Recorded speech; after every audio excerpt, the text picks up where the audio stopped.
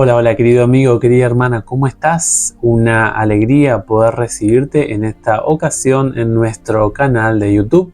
Te queremos agradecer porque siempre nos acompañás, siempre estás del otro lado y deseamos de todo corazón que Dios sea contigo, que Dios bendiga tus planes, tus sueños, tu familia. Qué bueno es poder compartir un momento de estudio, de análisis contigo a nivel bíblico, obviamente. Y estamos compartiéndote en esta ocasión una porción, una idea de la lección número 10, complementando la lectura del libro complementario. Es un videíto que subimos cada semana. Estamos estudiando la segunda parte del capítulo 5 de la carta a los Efesios. Es los versículos 21 hasta el 33. El apóstol Pablo en esta ocasión lo que va a hacer, hermanos, es unificar tanto al esposo como a la esposa en relación o cercanamente a la cruz. El autor nos habla de varias cositas importantes, pero queremos sobre todo hablar del versículo 22 que dice, el versículo 21 habla también de sumisión, dice someteos unos a otros en el temor de Dios. Viene primeramente hablando de la relación entre prójimo y prójimo, entre hermano y hermano, entre hermana y hermana. La sumisión es la buena disposición, es la entrega, es entender el rol de servicio que yo tengo para con mi hermano. Eso está hablando el apóstol Pablo, ser dócil a acoplarse al otro, a acompañar en la tarea. Y esto es algo sumamente importante en el concepto de la unidad que brinda el apóstol, porque está hablando justamente en el sentido de cómo la iglesia va a tener éxito. La iglesia, la comunidad cristiana, hermanos, va a tener éxito sola y exclusivamente si está en sumisión uno hacia el otro. No quiere decir que la sumisión o estar en el estado de la sumisión es que yo me voy a dejar pisotear por el otro. El concepto de humildad no tiene ese sentido. El apóstol Pablo habla de la forma de relacionarme, la forma de observar al hermano, a la hermana, en relación a la propuesta que Dios quiere que hagamos para con su pueblo aquí en la tierra. Luego hablarle a las esposas y luego nos va a hablar a nosotros, a los esposos. El apóstol Pablo habla acerca de la actitud de sumisión que también debe desarrollar la esposa para con el esposo. Esto es algo sumamente interesante en la Biblia. Este tipo de sumisión ocurrió al momento de la caída, al momento de la entrega a la vida pecaminosa de Adán y Eva, hizo que los dos corazones se rebelaran en contra de Dios y también en contra de ellos mismos.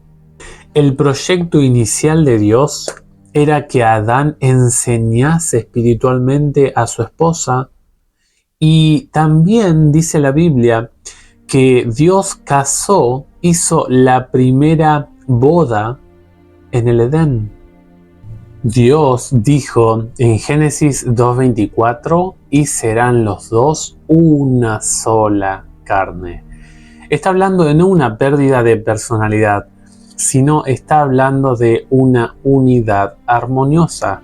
Es que los dos están en sintonía, están en armonía. Por eso el principio de no te unas con un yugo desigual es tan importante. Ese principio se debe aplicar tanto al ambiente eclesiástico cristiano, pero sobre todo en la selección de la pareja cuando hablamos de la diferencia entre los hijos de Dios y los hijos del mundo.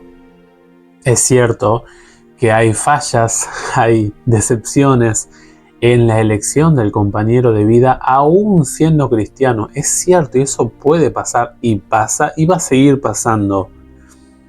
Pero es mucho más riesgoso elegir a alguien que no comparte tus valores cristianos.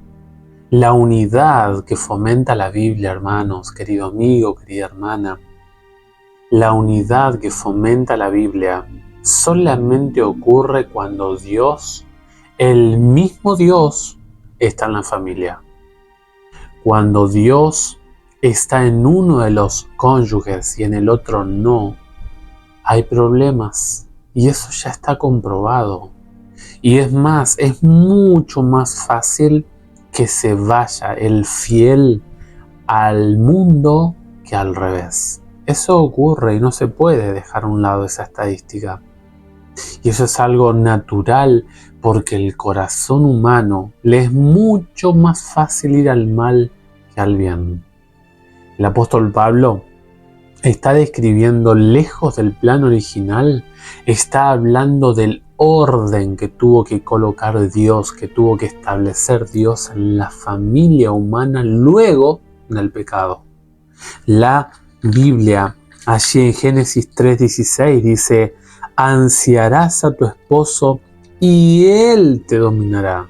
Jamás fue el deseo de Dios que uno se sublevara sobre el otro, jamás. Ahora, el término cabeza tampoco autoriza al varón a pisotear a la mujer. Los dos, según la Biblia, son iguales. Son iguales. No hay diferencia entre uno y el otro. ¿Por qué decimos que son iguales? Miren, a ambos se les llamó hombre. A ambos se les llamó humanidad.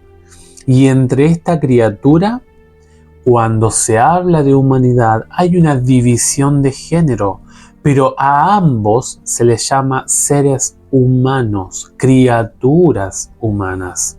Esto lo escribe el autor Castañeda en su tesis del 2007. O sea, hermanos, cuando hablamos de masculinidad, hablamos de un rol de protección, un rol de sustento, un rol de acompañamiento, pero también hablamos de un funcionamiento, una fisiología física. Estamos hablando de un ser que tiene un funcionamiento orgánico diferente al del otro ser, que es la mujer. Y así podríamos hablar del concepto de femineidad y feminismo. Son dos conceptos diferentes. Uno hace alusión a las cualidades del género en sí mismo y el otro hace alusión a que esa posición, ese rol es empleado para combatir en contra del otro género. Ambos toman su capacidad genética, su rol como criatura, sea varón u hombre, y lo emplean para combatir en contra del diferente. Ahí entra el término feminismo y machismo. Por eso es muy importante, hermanos, hermanas, que distingamos lo que dice el apóstol Pablo. El apóstol Pablo, cuando habla de cabeza, es sumamente interesante. El término cabeza tiene relación entre Cristo y el Padre.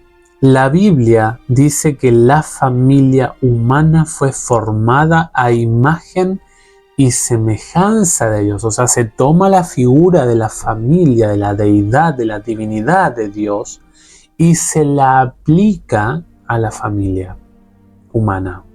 Juan 10:30 dice: el Padre y yo somos uno. Cristo declara que Cristo y el Padre conservan una igualdad plena.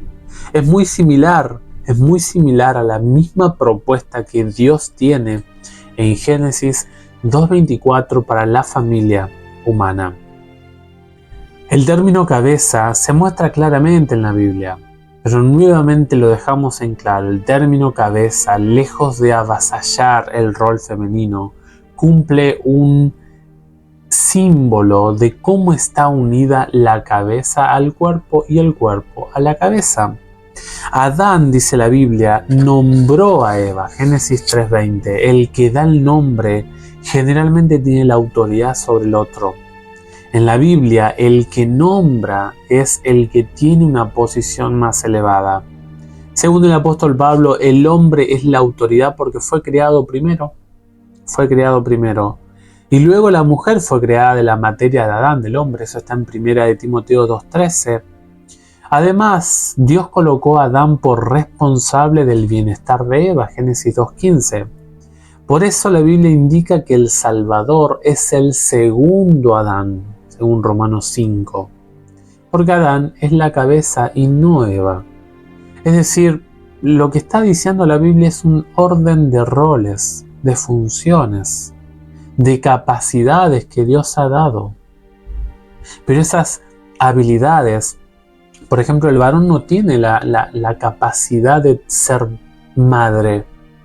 La capacidad de ser madre Dios lo descargó sobre el género femenino. Y Dios lo designó de esa forma. Hay un esquema, hay una estructura en la cual cada parte desarrolla ciertos roles. Y eso es lo que dice el apóstol Pablo en Efesios 5:22. Las esposas estén sujetas a sus maridos, estén sujetas a sus esposos. En Génesis 5:22 al 25, el apóstol Pablo hace una comparación. Hace una comparación de cómo se sujeta una parte a la otra. Pero el apóstol le dice a los esposos, amen. Amen, dice el versículo 25. Maridos, amad. Y es una orden, es un imperativo, no es una opción. Hay un llamado de parte de la Biblia, de parte del Dios de la Biblia, para que el varón ame a su esposa. Cuando hay amor, no es difícil sujetarse. El varón no va a abusar de la autoridad, del rol, del funcionamiento que Dios le ha dado, para nada. Dios, cuando coloca amor en el corazón del hombre y coloca amor en el corazón de la mujer, hay una armonía especial. En este sentido, el autor del libro complementario nos dice esto. La cita que Pablo hace de Génesis 2:24 es especialmente importante para su pensamiento en Efesios 5:21 al 33. Se ve corroborada al observar cómo se desarrolla la idea de la unicidad del marido y la mujer a lo largo del pasaje. Tras identificar al marido como cabeza de la mujer, Pablo amplía, versículo 23, así como Cristo es la cabeza de la iglesia y salvador del cuerpo. Esta ampliación indica que cabeza y cuerpo deben entenderse en el contexto de una metáfora corporal. Como la cabeza está unida al cuerpo y el cuerpo a la cabeza, así de estrechamente está Cristo unido a su iglesia, formando una sola entidad. Implícitamente, lo mismo ocurre entre el marido y la mujer. Pablo está introduciendo la idea de que marido y mujer son un solo cuerpo, una sola carne. Querido hermano, querida hermana, cuando está la presencia de Cristo en la familia, hay armonía, hay honestidad, hay transparencia, hay tranquilidad, hay paz. Cada uno se desempeña de la mejor manera dentro de la responsabilidad que Dios ha designado al varón y a la mujer. Por eso, si tú no eres casado, ora a Dios. Ora a Dios, porque elegir el compañero, la compañera de vida en estos tiempos es algo sumamente complejo. Primeramente, habla con Dios. En segunda instancia, analiza y estudia el principio de la Biblia de que no te unas, no te vincules en un yugo desigual. Vas a sufrir, porque la Biblia dice que el que no ama no conoce a Dios, porque Dios es amor. La presencia de Dios hace que tú tengas amor en tu corazón. Y en tercera instancia, si eres casado, yo deseo de corazón que Dios bendiga tu hogar, que Dios bendiga tu casa, tu familia, y que puedas armonizar en la persona de Cristo y el Padre en el rol que Dios te ha colocado como esposo, como esposa. Tenemos que hacer otro videito de cuál es la función del varón según la Biblia en la familia y cuál es la función de la mujer según la Biblia en la familia.